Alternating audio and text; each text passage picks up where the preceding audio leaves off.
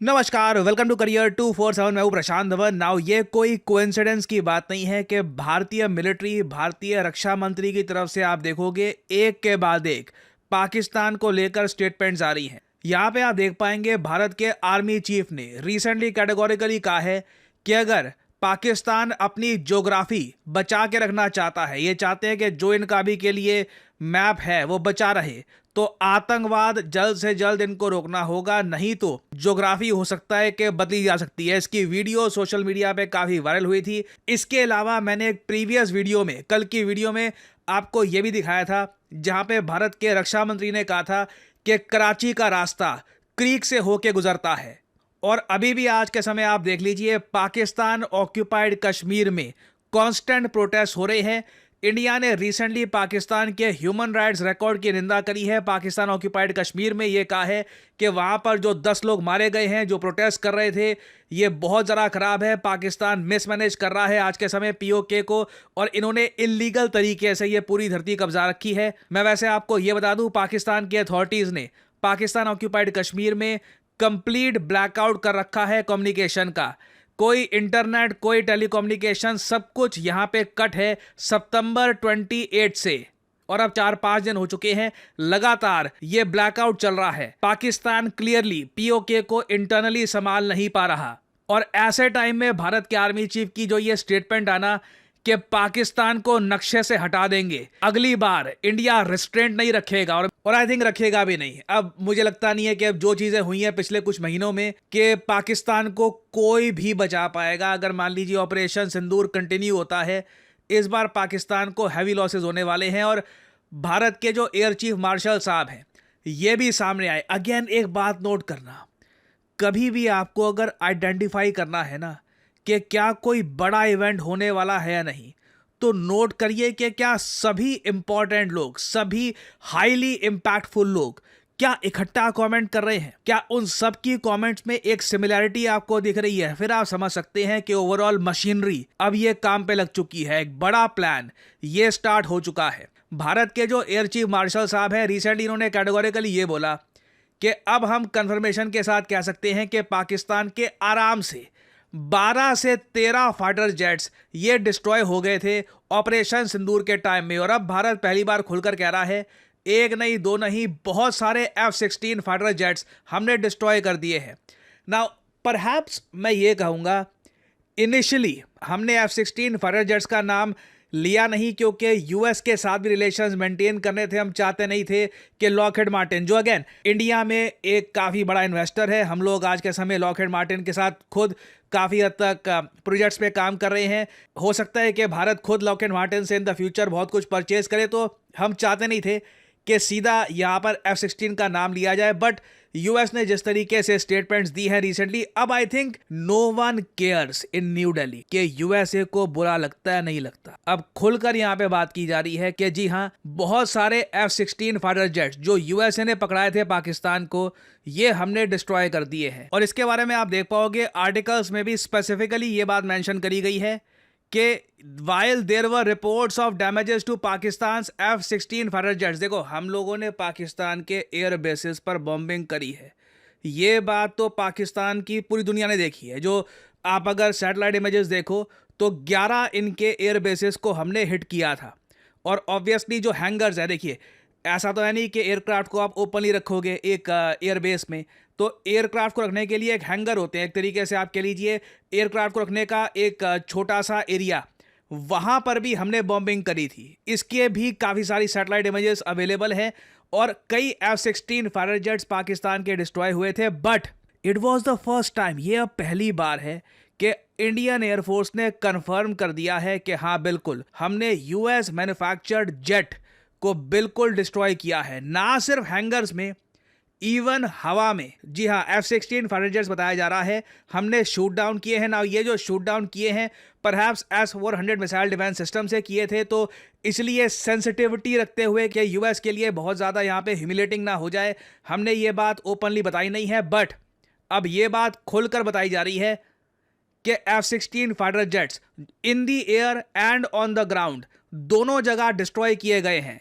और ये तो मैं आपको बता रहा हूँ फाइटर जेट्स के बारे में। उसके अलावा जो airborne early warning control class का इनका एयरक्राफ्ट है, ये भी हमने शूट डाउन किया है। ये आई थिंक मॉडर्न वॉरफेयर में पहली बार हुआ है कि इस टाइप का एयरक्राफ्ट जो यूजुअली काफी डिफेंसिव एरिया में रहता है, उसे शूट डाउन किया गया हो एक कंट्री द्वारा। और अगर यहाँ पे आपका सवाल ये है कि ये सारी जानकारी थोड़ा सा हम लेट नहीं बता रहे, देखो मेरा ये मानना है, डोनाल्ड ट्रंप को रीड करने में ना हमसे गलती हुई है। हमने कहीं ना कहीं यूएस ज़्यादा बुरा ना मान जाए, यूएस का क्या करे, क्योंकि क्लियरली जो हमने अटैक्स भी किया इनके बेसिस पर, वहाँ पे कहीं ना कहीं अमेरिकन एसेट्स भी हर्ट हुए हैं। यूएस वॉज क्लियरली रैटल्ड कि इंडिया इतना यहाँ पे डैमेज कर रहा है। और उस वक्त रिलेशंस को थोड़ा बहुत बैलेंस आउट करने के लिए हमने थोड़ा बहुत, आप कह लीजिए, खुलकर बात नहीं करी F-16 फाइटर जेट्स की। बट जैसे मैंने आपको बताया, अब सिचुएशन कंप्लीटली चेंज हो चुकी है और धीरे धीरे आप देखोगे हमारे पास ज़्यादा कुछ कंसर्न होने को कुछ होगा भी नहीं। डोनाल्ड ट्रंप काफ़ी हद तक जो डैमेज कर सकते थे, टैरिफ वगैरह का जो भी स्टेटमेंट दे सकते थे, खुलकर दे चुके हैं। और अब इंटरेस्टिंग बात देखिए, ट्रंप बार बार बोलते रहते हैं मैंने वॉर रुकवाई थी। अमेरिकन खुद यकीन नहीं करते। नोबेल प्राइज कमेटी भी इसको कुछ ज़्यादा इंपॉर्टेंस नहीं दे रही। वो बस ट्रंप बार बार बोलते रहते हैं मैंने वॉर रुकवाई थी इंडिया पाकिस्तान की। वो पाकिस्तान ने उसका थैंक यू भी बोल दिया डोनाल्ड ट्रंप को। उसके अलावा नथिंग हैज़ हैपेंड सो फार। तो हमारे एयर चीफ मार्शल साहब ने एक बहुत अच्छी बात बोली कि जब दुनिया ये कहती है कि पाकिस्तान क्या पीआर वॉर जीत गया है, क्योंकि पाकिस्तान की पॉलिसी सिंपली ये थी, जाकर बस जल्दी से झूठ बोल दो, कुछ भी बोल दो, फैला दो उस झूठ को। हम लोग क्या थोड़े से स्लो रह गए इस मामले में, हमने इन टाइम रिप्लाई यहाँ पर किया नहीं। तो इसके रिप्लाई में उन्होंने कहा कि पाकिस्तान जो सोचता है सोचने दो।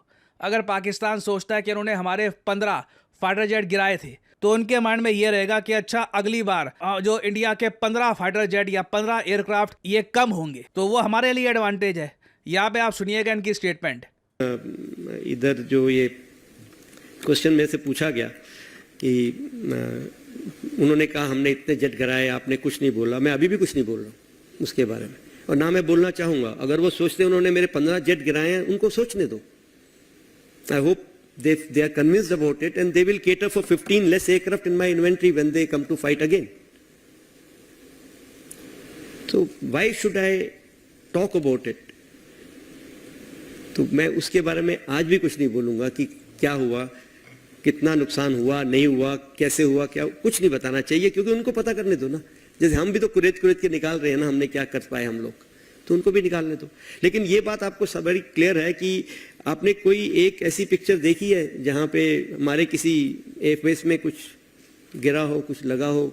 ना ये बात एयर चीफ मार्शल साहब ने बिल्कुल ठीक कही है कि आपको एक भी कोई इमेज नहीं मिलेगी जहां पर आपको ये दिख जाए कि इंडिया के किसी एयरबेस में कुछ गिरा हो। कोई सैटेलाइट इमेज भी नहीं है, क्योंकि एयरबेस में ऐसा तो है नहीं कि आपको छुपा पाओगे। पाकिस्तान छुपा पाया नहीं, सैटेलाइट्स हर जगह अवेलेबल है। सीधा आप you can take all the picture, सब कुछ क्रिस्टल क्लियर दुनिया को दिख जाता है। कई जो इंडिपेंडेंट जर्नलिस्ट हैं उन्होंने भी सैटेलाइट इमेजेस के जरिए वेरीफाई किया है कि हाँ, पाकिस्तान के 11 एयरबेसेस डिस्ट्रॉय हुए हैं, इंडिया में कुछ नहीं हुआ, एक मिसाल भी कहीं नहीं लगा। That proves a lot. और इसलिए हमारा जो एयर डिफेंस सिस्टम है उसमें जो हमारी चॉइस थी S-400, that was a great choice. और एयर चीफ मार्शल साहब ने यह भी साफ संकेत दे दिए हैं कि भारत और S-400 और may be S-500 air defence system हो सकता है कि रशिया से और प्रोक्योर करेगा। और आई थिंक अब यूएसए का भी जो कंसर्न था, जो भी आप कह लीजिए कि नाराज ना हो जाए, वो भी हट चुका है। अब इंडिया ओपनली रशिया से वेपन्स प्रोक्योर करेगा।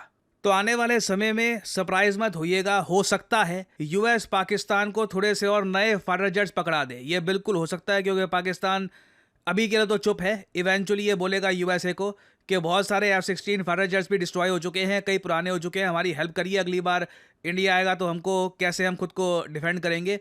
तो आने वाले समय में I think by 2026 US Pakistan के बीच में डिफेंस को लेकर एक बड़ी अपडेट आने वाली है। उस वक्त मैं आपके लिए अपडेटेड वीडियोस भी लेके आऊँगा। देखिए, लोग काफ़ी बार कहते हैं कि जॉब्स की कमी हो रही है, बट इन रियलिटी जॉब्स बढ़ती जा रही हैं, बस लोग सही जगह सर्च नहीं कर रहे।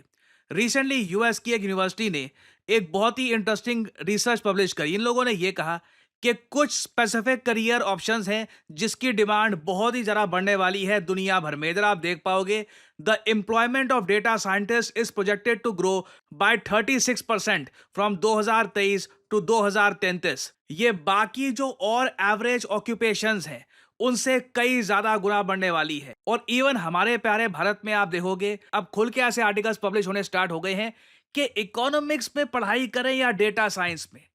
सैड बात यह है कि आप में से कई लोगों के पेरेंट्स को डेटा साइंस के बारे में पता भी नहीं होगा कि आज के समय this has become a great career option for many people. जो डेटा साइंटिस्ट एक वेल रिप्यूटेड एक अच्छी कंपनी में लग गए हैं, they are earning a lot. और इवन आप अगर एक इंडियन स्टार्टअप में भी एज ए डेटा साइंटिस्ट काम कर रहे हैं, आप एक अच्छी सैलरी अर्न कर सकते हैं। क्वेश्चन यहां पर यही है कि क्या आप इतने अवेयर हैं कि बदलते समय के हिसाब से जो न्यू एज जॉब्स हैं उनके लिए आप खुद को स्किल कर पाओगे या नहीं कर पाओगे। क्योंकि इवन वर्ल्ड इकोनॉमिक फोरम की रिपोर्ट ये कहती है कि data analyst, AI specialist, machine learning engineers, data scientist, इन सब की डिमांड इन द फ्यूचर बहुत ज्यादा बढ़ने वाली है। और यहीं पर आपकी हेल्प करने के लिए आता है करियर 247। करियर 247 का state of the art data science course with generative AI आपको फ्यूचर जॉब्स के लिए प्रिपेयर करता है। और वैसे मार्केट में देखो, सिंस डेटा साइंटिस्ट की इतनी डिमांड है, कोर्सेज भी आपको काफी मिलेंगे। ज्यादातर कोर्सेज में आपको प्री रिकॉर्डेड क्लासेस मिलती हैं और कुछ टूल्स आपको दे देंगे और बोल देंगे गुड लक, खुद अपने आप सीखते रहो। जबकि आप जो करियर 247 का कोर्स है, इसमें आप देखोगे आपको लाइव क्लासेस मिलती है 260 आवर्स ऑफ लाइव क्लासेस, जो वीकेंड्स में होगी। आप वीकेंड्स में लाइव क्लास करिए अपनी, वीकडे में प्रैक्टिस करिए अपनी क्राफ्ट स्किल्स, अपनी कॉन्स्टेंटली इंप्रूव करते रहिए। करियर 247 के डेटा साइंटिस्ट कोर्स में आपसे हम प्रोजेक्ट भी करवाएंगे। आपको बेसिकली जो स्किल्स मिल रही हैं इनको यूज कैसे करना है रियल लाइफ में, ये भी आप सीख पाएंगे।